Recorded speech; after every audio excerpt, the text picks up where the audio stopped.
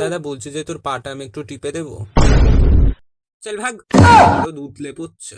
যা গিয়ে বই পড়। পা ধরে হিড়হিড় করে টেনে নিয়ে যাওয়ার মতলব। যা।